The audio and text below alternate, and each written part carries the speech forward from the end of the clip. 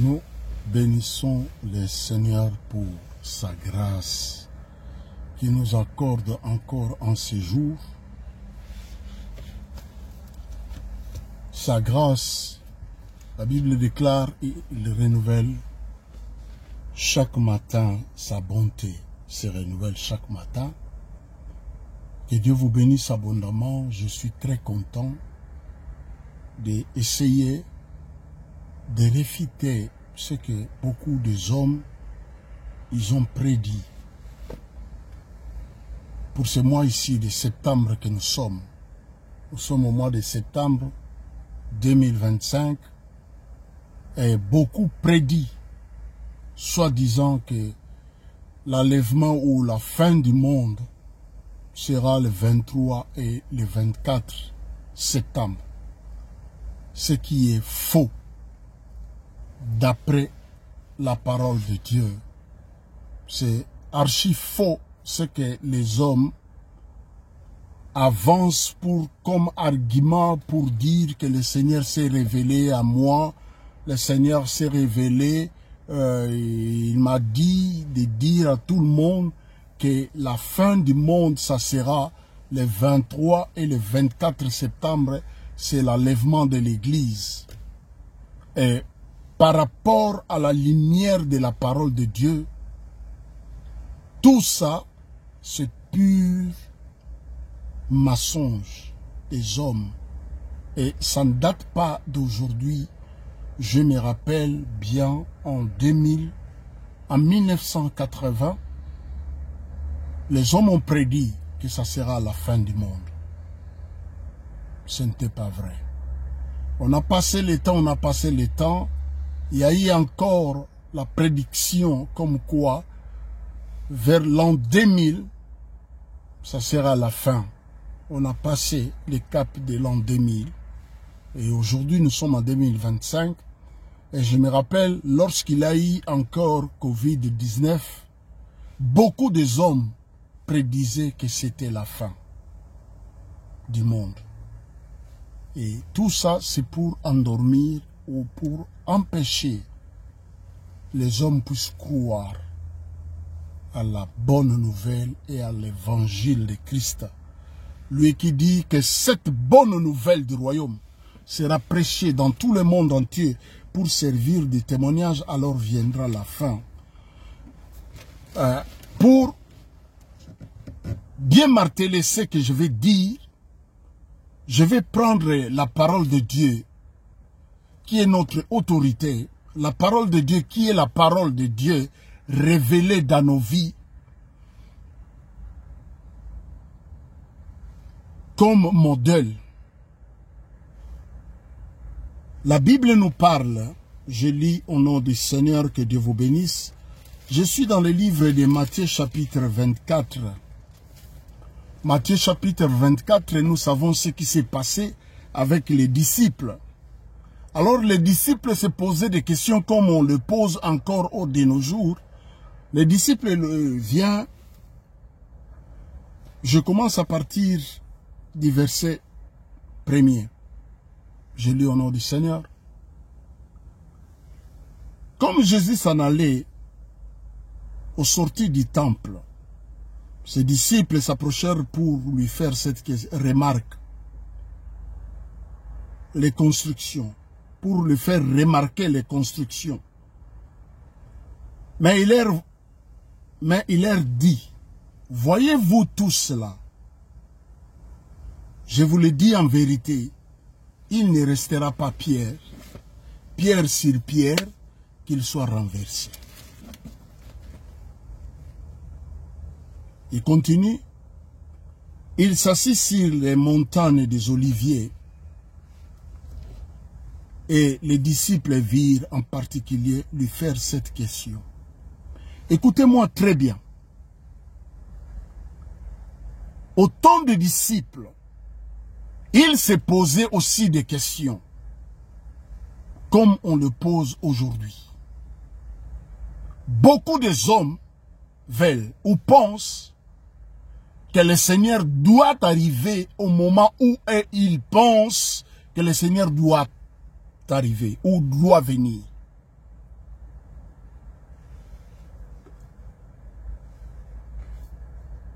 Il lui fait cette question. Dis-nous, quand cela arrivera-t-il? Et quel sera le signe de ton avènement et de la fin du monde? Les disciples posent la même question qu'on se pose aujourd'hui, que beaucoup se posent, que lui nous a révélé par sa parole, lui nous a avertis dans sa parole. Il nous a donné les outils pour jauger, ou des outils pour comprendre les signes des temps, sa parole. Jésus leur répondit, prenez garde, que personne ne vous séduise. Car plusieurs viendront sous mon nom, disant, c'est moi qui suis le Christ. Et ils séduiront beaucoup de gens. Aujourd'hui, on fait cette vidéo pour répondre, pour dire aux enfants de Dieu, prenez garde que personne ne vous séduise. Parce que les vidéos circulent comme pour dire le 23, le 24 septembre, il y aura l'enlèvement de l'église et la fin du monde. Il dit, prenez garde que personne ne vous séduise, car plusieurs viendront sous mon nom disant que c'est moi qui suis le Christ, et ils séduiront beaucoup de gens. Vous entendrez parler de guerre, de bruit, de guerre. Gardez-vous d'être troublés, car il faut que ces choses arrivent, mais ça ne sera pas encore la fin. Une nation s'élèvera contre une nation, un royaume contre un royaume. Et on continue, verset 8, il dit, tout cela, ça sera le commencement de la douleur. Il prend l'exemple de la femme quand ces douleurs commencent, les contractions. Quand les contractions commencent à une femme enceinte, ce n'est pas des contractions et puis l'enfant vient au monde. Non. Alors plusieurs succomberont.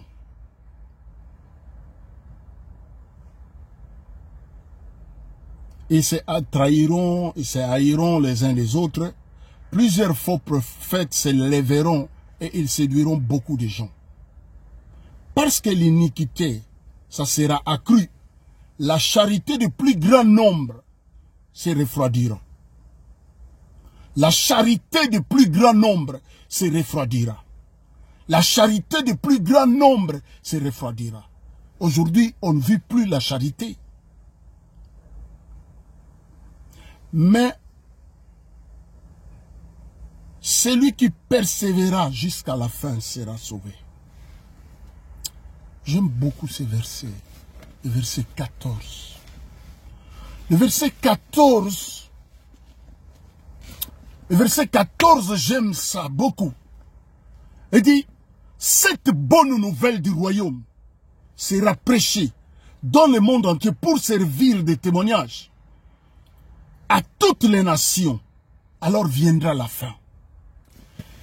Il nous donne une illustration. Il dit, pour voir la fin, la bonne nouvelle de Christ va aller dans toutes les nations pour servir de témoignage, pour que demain personne vienne dire que moi je n'ai pas écouté, moi je n'ai pas entendu la bonne nouvelle du royaume. Quelle est la bonne nouvelle? Car Dieu a tant aimé le monde qu'il a donné son Fils unique, afin que quiconque croit en lui ne périsse point, mais qu'il ait la vie éternelle. Acte chapitre 4, le verset 12. Il n'y a le salut en aucun autre nom qui a été donné aux hommes pour être sauvés. Cette bonne nouvelle du royaume sera prêchée dans tout le monde entier pour servir de témoignage. Alors viendra la fin.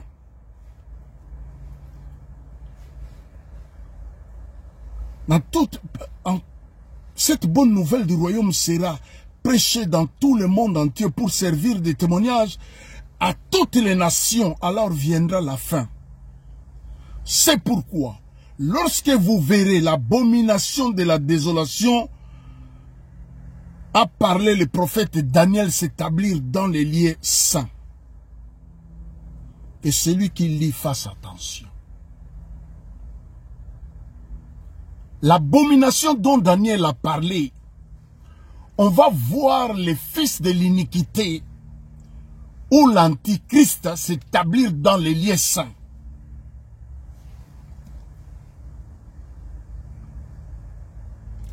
Et je saute pour aller vers le verset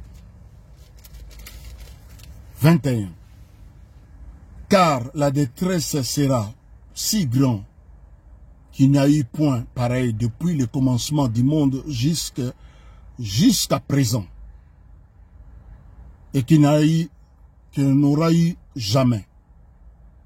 Et si ce jour n'était abrégé, personne ne sera sauvé. Mais à cause des élus, ces jours seront abrégés. Si quelqu'un vous dit alors, le Christ est ici, ou il est là, ne le croyez pas. Car il se lèvera de faux Christ.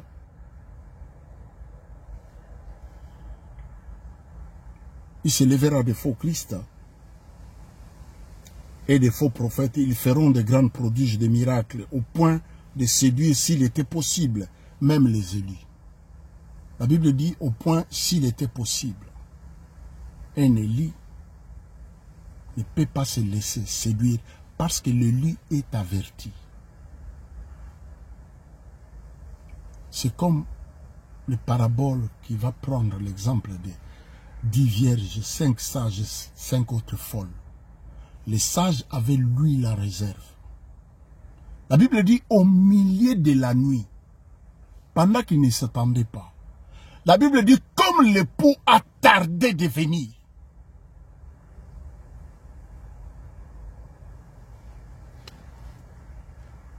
Prenez garde à vous. Les dates circulent comme pour dire le Seigneur va revenir le 23 et le 24 septembre. C'est faux, archi faux, à la lumière de la parole de Dieu. Il se lèvera au point de séduire même les élus. Voici, je vous l'annonce d'avance. Si donc, on vous dit, voici, il est dans le désert, n'y allez pas. Voici, il est dans les chambres, ne le croyez pas. Car comme l'éclair part de l'Orient et se montre jusqu'à l'Occident, ainsi ça sera l'avènement du Fils de l'homme. Je suis au verset 32. Il dit ceci. Instruisez-vous par une comparaison tirée du figuier. Dès que ces branches deviennent tendres et que les feuilles poussent, vous connaissez que l'été approche. De même, quand vous verrez toutes ces choses, sachez que le Fils de l'homme est proche à la porte. Je vous l'ai dit en vérité, cette génération ne passera point et que cela n'arrive.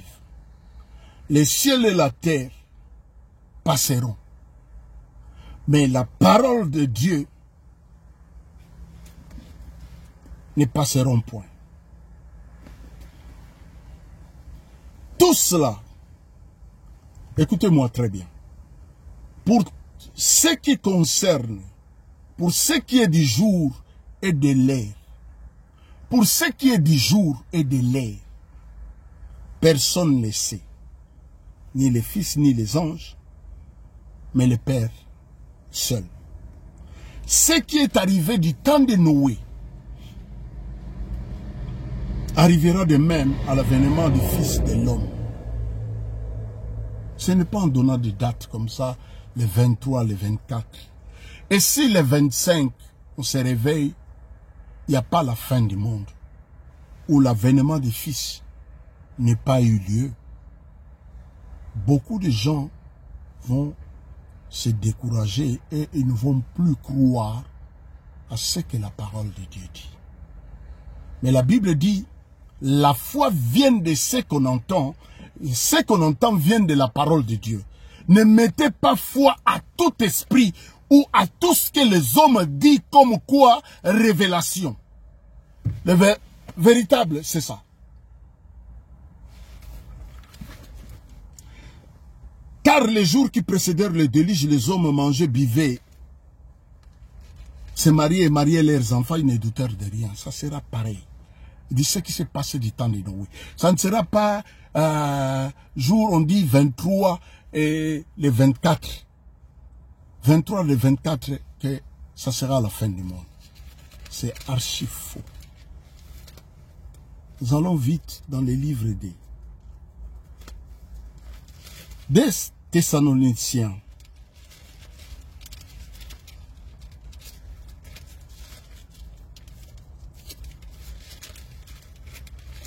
Chapitre 2.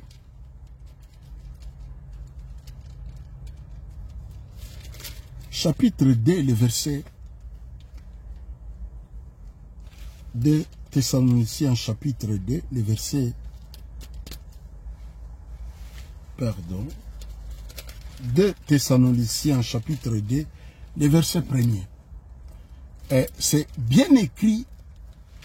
C'est pourquoi il est très important, les enfants de Dieu, lisez la Bible pour ne pas tomber à des aventuriers comme ça. Regardez ce qu'il est écrit. La Bible dit ceci. La Bible dit, sur l'avènement du Seigneur. Je lis au nom du Seigneur. Pour ce qui concerne l'avènement de notre Seigneur Jésus-Christ et notre réunion avec lui,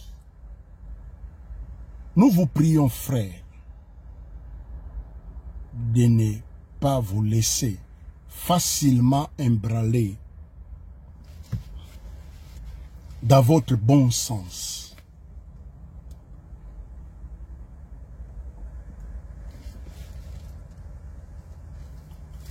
Pour ce qui concerne l'avènement de notre Seigneur Jésus-Christ et notre réunion avec lui,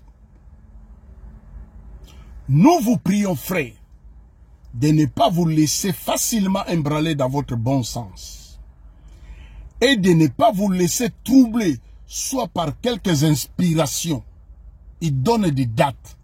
Il dit le 23 et le 24, ça sera l'avènement du Fils, l'enlèvement de l'Église. Ce qui est faux, archi faux, par rapport à la parole de Dieu, par rapport à la parole du Christ. La Bible dit ceci.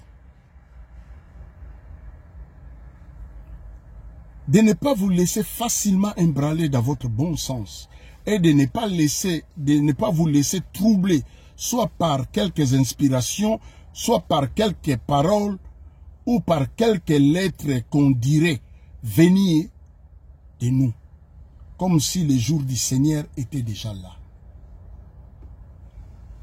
Que personne ne vous séduise d'aucune manière, car il faut que l'apostasie soit arrivée auparavant qu'on ait vu paraître l'homme du péché, le fils de la perdition, l'adversaire qui s'élève au-dessus de tout ce qu'on appelle Dieu et de ce qu'on adore jusqu'à s'asseoir dans le temple de Dieu, se proclamant lui-même Dieu. Ne vous souvenez-vous pas que je vous disais ces choses lorsque j'étais encore avec vous? Et maintenant vous savez ce qui les retient, afin qu'ils n'apparaissent qu'en son temps. Car le mystère de l'iniquité agit déjà. Il faut seulement que celui qui les retient encore ait disparu. Alors apparaîtra l'impie que le Seigneur Jésus-Christ détruira par le souffle de sa bouche et qu'il anéantira par l'éclat de son avènement. La Bible dit, on continue, le verset 10. L'apparition de l'impie, se fera par la puissance de Satan, avec toutes sortes de miracles, de signes et de prodiges mensongers, et avec toutes les séductions, l'iniquité, toutes les séductions de l'iniquité pour ceux qui périssent, parce qu'ils n'ont pas reçu l'amour de la vérité pour être sauvés.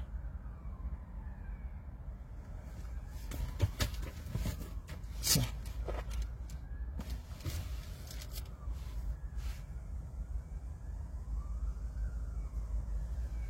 Aussi, Dieu leur a envoyé une puissance d'égarement pour qu'ils ne croient aux mensonges. Afin que tous ceux qui n'ont pas cru à la vérité, mais qui ont pris plaisir à l'injustice, soient condamnés.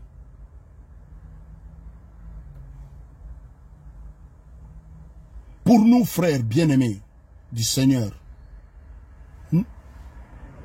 nous devons, à votre sujet, rendre continuellement grâce à Dieu, parce que Dieu vous a choisi dès le commencement pour le salut par la sanctification de l'Esprit et par la foi en la vérité.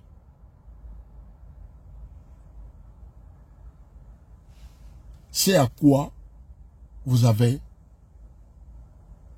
appelé par notre évangile, pour que vous possédiez la gloire de notre Seigneur Jésus-Christ. Ainsi donc, frères, demeurez fermes et retenez les instructions que vous avez reçues, soit par notre parole, soit par notre lettre, que le Seigneur Jésus-Christ lui-même a donné à notre Père, qui nous a aimés,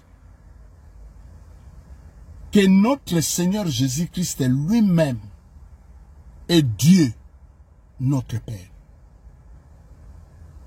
Que notre Seigneur Jésus-Christ lui-même est Dieu, notre Père. Notre Seigneur Jésus-Christ, Amen. Lui-même Dieu est notre Père. Lui-même est Dieu et notre Père. Qui nous a aimés, qui nous a donné par sa grâce la consolation éternelle et une bonne espérance. Consolez vos cœurs et consolez vos cœurs et vous affermissez à toute bonne œuvre et à toute bonne parole. Parole du Seigneur. Pour ce qui concerne, il dit ne vous laissez pas séduire, soit par des révélations. On dit la fin, c'est le 23 et le 24 septembre de l'avènement. Mais par rapport à la parole de Dieu, tout ça c'est faux. Et quand nous regardons encore la parole de Dieu,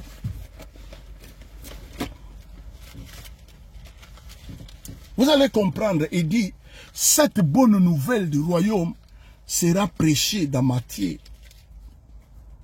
prêchée dans tout le monde entier, pour servir de témoignage, alors viendra la fin. J'aimerais lire un verset dans le livre de 2 Pierre.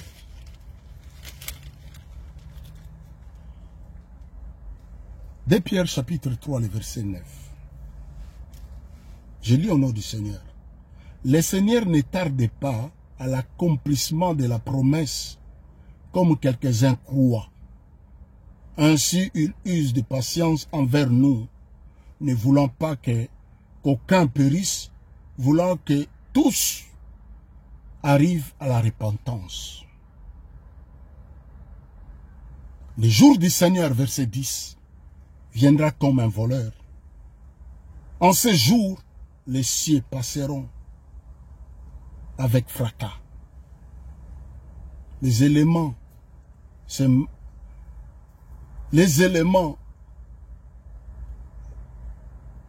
embrasés se dissoudront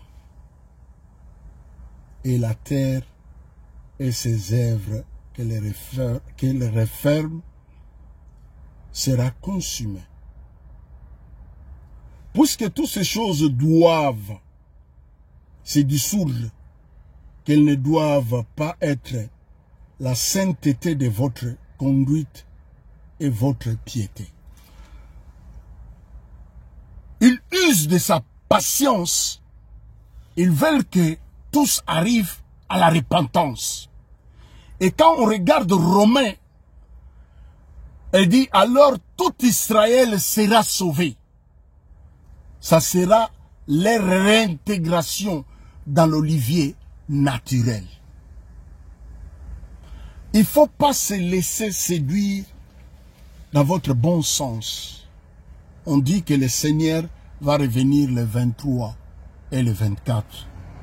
Ce qui est faux. Parole du Seigneur. Que Dieu vous bénisse abondamment. Nous sommes arrivés à la fin de notre message pour dire que c'est faux ce qu'on dit. Le Seigneur nous a prévenus et il vient de nous rappeler encore. Que Dieu vous bénisse. Papa, je bénis ton Saint-Nom. Laisse que cette vidéo puisse consoler ton peuple, puisse réfuter les erreurs, puisse réfuter tout ce que l'ennemi prépare pour désorienter tes enfants.